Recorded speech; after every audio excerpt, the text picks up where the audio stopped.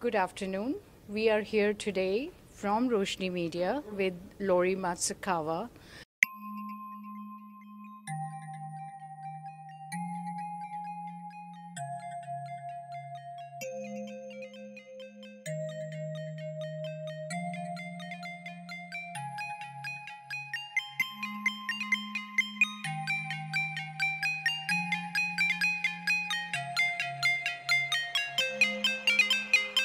I have known her for almost 2 decades and I've been following her. She's one inspirational lady who has worked hard for diversity awareness and she is an inspirational role model for all of us.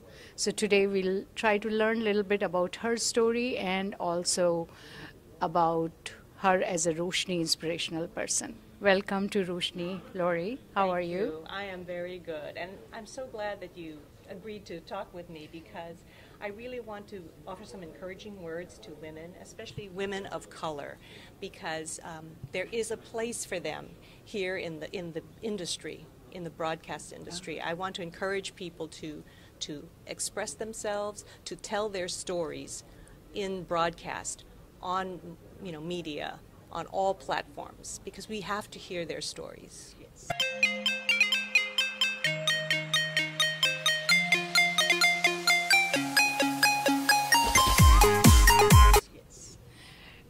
How does it feel to be a woman? This being a Women's Month, as you know, I think all months should be Women's Month.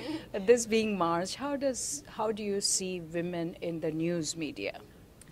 I think women have made huge strides in the last few decades, especially in media. We are seeing, of course, many women on camera, but we are also seeing many women in the back offices directing the business of news and the business of broadcast, and so I'm very encouraged by that.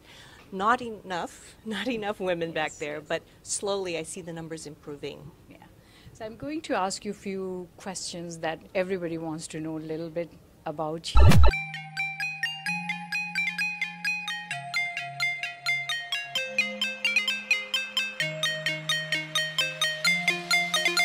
To ask you a few questions that everybody wants to know a little bit about you. So could you please tell us a little bit about you and also why were you so fascinated by the media? Why did you choose this profession? I was born and raised in Hawaii. My parents were school teachers, and so we didn't have a whole lot of money. So when I was in high school, I began looking for places to get scholarships so that I could go to college. And one of the places that I considered was a contest. In fact, a friend of mine came up and said, "Hey, if you join this contest, Miss Teenage America, and you win the contest, you could get a college scholarship. And you don't have to wear a bathing suit, so you might even have a chance to win." So I said, "Oh, okay, I'll give it a try."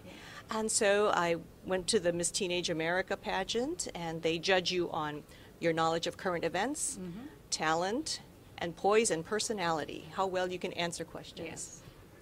I won the contest. Oh, nice. What a shock for a little gal from Hawaii. Yes. And so my senior year in high school, I was part-time student, part-time Miss Teenage America. And everywhere I went as Miss Teenage America, I was interviewed by journalists. And I thought, now that's a terrific job. I would get paid to meet people and learn about them and tell their stories. So that's when I started thinking about becoming a journalist. So when I went to college, I was able to kind of focus on communication, and I was interning at a newspaper in Hawaii. And originally I thought I would be a print reporter because that's what I did. Yes, yes. But then when I was talking to my managing editor, he said, "Lori, have you ever considered television?" I said, "No." He says, "You know, they hire women these days." That's how long ago. He says, "You might get a job on TV." I said, "Oh." So I got an internship at KPIX in San Francisco, my final year in college, and started applying for both kinds of work, print and television. And I got, out of 100 letters that I sent out, I got 2 yes letters back. One from the Los Angeles Times. They needed a business reporter. And one from a tiny station in Redding, California, population 20,000 back then, a very tiny town. And I was in the Greyhound bus station thinking, what should I do? Which job should I take? And I picked television because I thought it was a young person's job. Yes. You have to carry your own gear, you have to drive your own car, you have to pretty much be the only person doing your job. And I figured when I'm toothless and wrinkled, then I can be a print reporter. So this was my big plan. I would be a television journalist first, and then when I was toothless and wrinkled, I would be a print reporter. Yeah. And look at the irony, like print is almost kind of dying. It's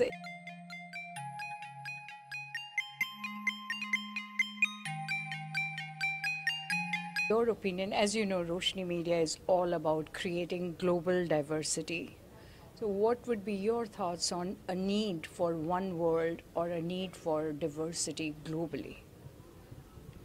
I think it's important that we recognize that we are one world with many people in it, and we have to celebrate each other. One of the first things I did when I arrived at King was participate in a program called Celebrate the Differences, where we tried to incorporate all the activities and all the personalities in the city of Seattle, but from different diverse communities. So we learned a little bit about the Latino community. We learned a little bit about the African community. We learned a little bit about the South Asian community. It was just a wonderful way to get to know one another and realize this is the world. We have to represent the world in our product. And so that's always been kind of an important thing for me, because at the time I was one of the few women of color in the industry, so I wanted to show more and more people of color in the industry so that young people could say, that's a job I could do. Just like how I said, hey, that's a job I could do. I wanted young people in communities of color to say the same thing, especially young women. Yeah. It's so much in the theme with why Roshni was started. And Roshni started in Seattle.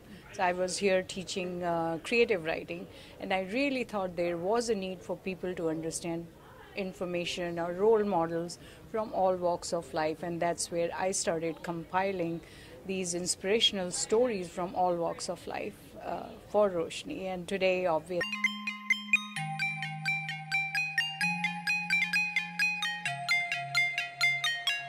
would you see who your role models are? Anybody who inspired you? Because we're all about inspiration in our lives. It's interesting.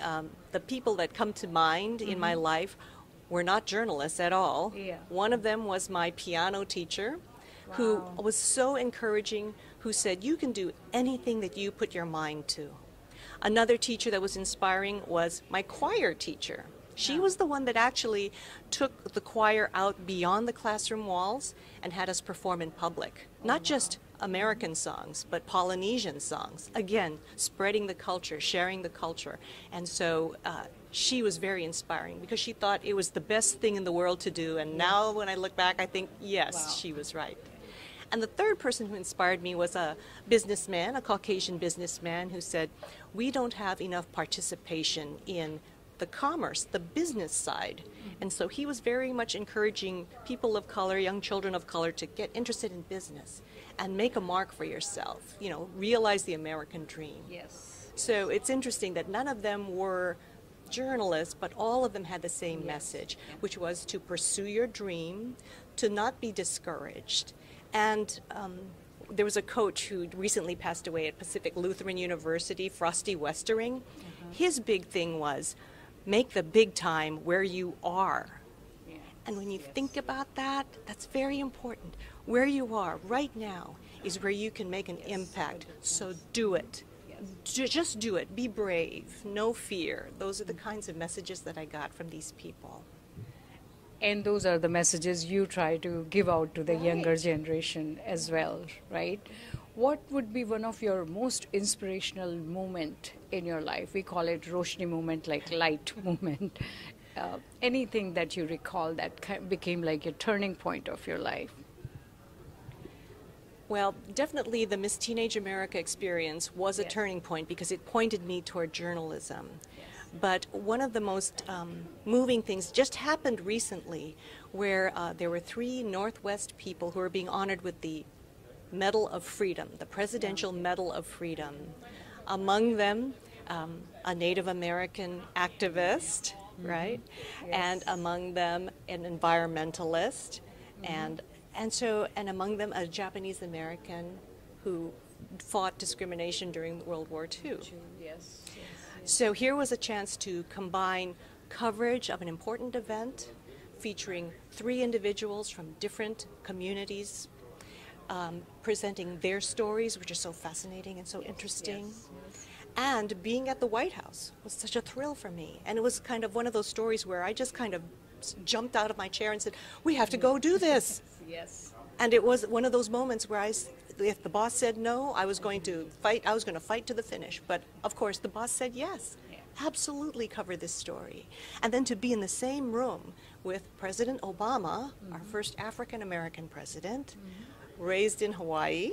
Yes. And so that was just so thrilling. To me, it was kind of a pinnacle. It was like telling the stories that are so important to our history, showing the communities of color and the successful role models we have. That was just a real Roshni moment. Yes.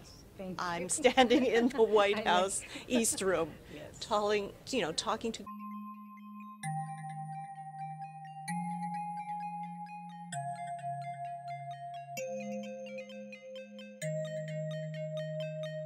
It was great.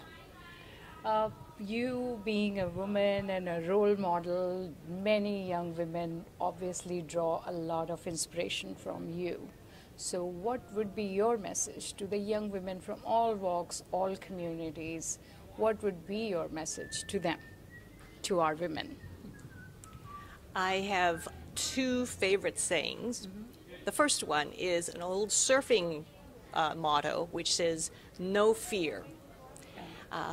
As you go along your way, when it comes to relationships, when it comes to your job, when it comes to, your own country and community, have no fear.